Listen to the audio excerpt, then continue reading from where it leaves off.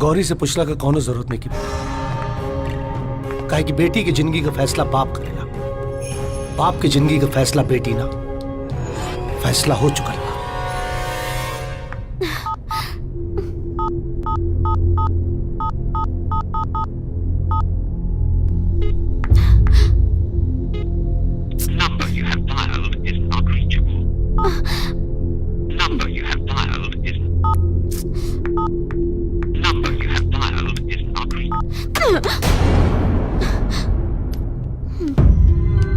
जैसे ही मोबाइल फेंक दे लो ना, वैसे ही अपना दिल से वो लड़का के निकाल के फेंक दे बिटिया।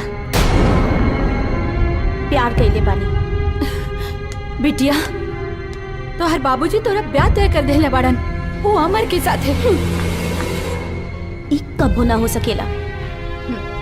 ठान मत बिटिया, मान ले, काहे कि तोर बाबूजी के फैसला समाज के लोग बेइनकार न करेलन। वो अपना फैसला खातिर जान दे भी सकेले और जान ले भी सकेले। वो मरी तो मांग दुआई, और तू मरबू तो कलेजा फटी बिटिया।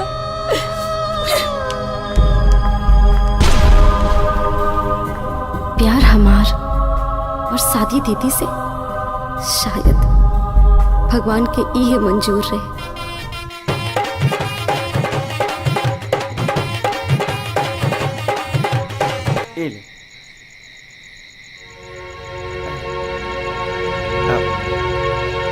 और बधू एक दूसरे की जयमाल डाली।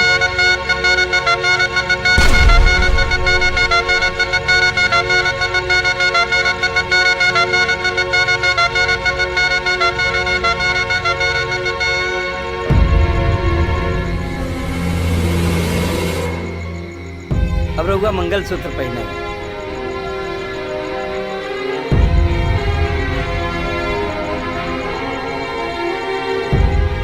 अब वर वधु आसन ग्रहण करें।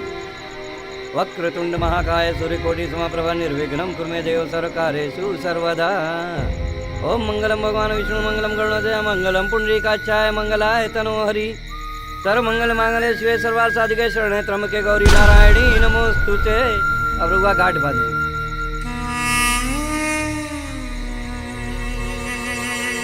ओम मंगलम भगवान विष्णु मंगलम गरुड़ध्वज मंगलम पुंडरीकाक्षाय मंगलाय तनोहरि।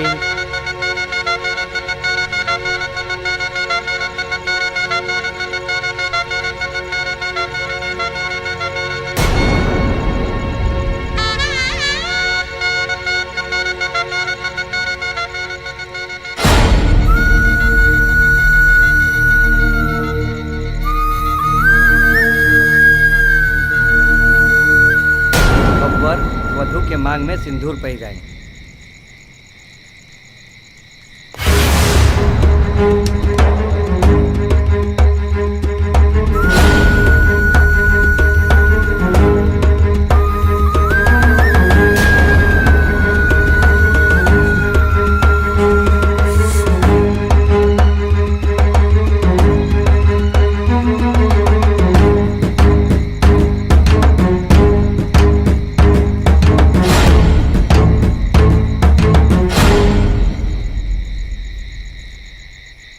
कल तक मालिक और मालिकाइन के सिवा यह दुनिया में हमार क्यों न रहे, लेकिन शादी के बंधन में बंधैला के बाद आज से हमने के पति और पत्नी की जिंदगी शुरू होता है।